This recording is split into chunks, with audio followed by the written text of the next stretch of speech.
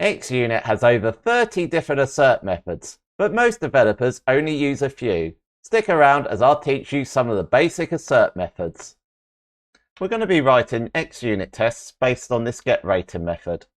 We pass in a number and then convert it to a type of rating enum.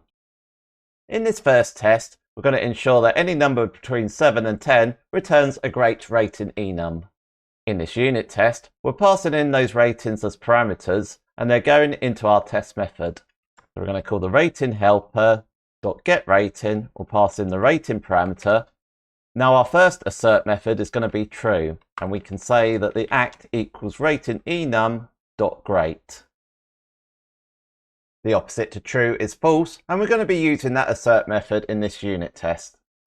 So this time we're passing in ratings that aren't great, and we're going to make sure that it doesn't equal the great enum. So we can call Assert.False and the act equals rating enum.great. We also have Assert.Fail, where we can fail a test with our own custom message. If we look in the getRating method, if the number isn't between 1 and 10, it throws an exception. We're going to capture that exception, and if it throws it, we're going to call Assert.Fail, and we're going to say there is an error with the test. We're going to add a new inline data attribute of 11 and run the test. The test has failed, and there's the failed message. Those were some of the most basic assertions. Next, we'll have a look at equality assertions, where we can compare objects and values. Just a reminder that when you subscribe to the channel, you'll be notified for any new .NET videos that are released on this channel. We're going to be writing unit tests for this method, where it converts the speed from miles an hour to kilometers per hour. We're going to have a look at Assert.Equal. First, we're going to call the speed conversion helper.convert to kph. We're going to input 100 miles per hour, and we expect the kilometers an hour to be 160.93. We have to put the m there to convert it to a decimal, and the actual result comes from the act variable. The opposite to equal is not equal, and we can run the same method with the same parameter, and as long as the result isn't 160.93, we know it's not going to equal the actual result. So we copy and paste that. We're going to change that to not equal. I'm going to use that assert method and just change that to 180. You also have the strict_equal assert method, which is very similar to the equal assert method. The only difference is that the equal assert method uses a default comparer, whereas the strict_equal uses the type's default comparer. Just a reminder that when you download the code example for this tutorial, you'll be able to try out the assert methods in this video. Go to roundthecode.com/examples to do that. There's also a link for it in the YouTube video description. We're going to write more equality assertions with this product record type. The first one we're going to have a look at is the same assert method. So we're going to create a copy of this instance of the product. We're going to call it reference. Then we can call Assert.Same, and we expect the reference to be the same as the act. NotSame is the opposite to same. We've created this reference of a product. We're going to create a new reference of it and store it in a ref2 variable, but with the same properties. But we'd expect it not to have the same reference, so ref1 would not be the same as ref2. But if we want to compare the properties instead of the references, we can use the equivalent assert method. So we'll create a new reference of the product type, give it the same properties, and we can call Assert.Equivalent. We'll pass in ref1 and ref2 as the parameters, and that test will pass. We have the null assert method. This reference here is clearly null, so we can call Assert.Null. And we pass in the reference, and that test will pass.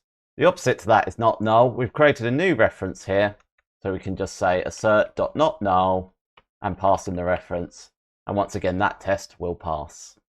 When you download the code example for this tutorial, you'll be able to try out the assert methods covered in this video. Go to roundthecode.com/examples to do that. There's also a link for it in the YouTube video description. Next, we'll have a look at range assertions, which is common for numeric testing. We're going to go back to our convert to kph method, where we're converting miles per hour to kilometers per hour. We're going to try and convert 100 miles an hour to kilometers per hour.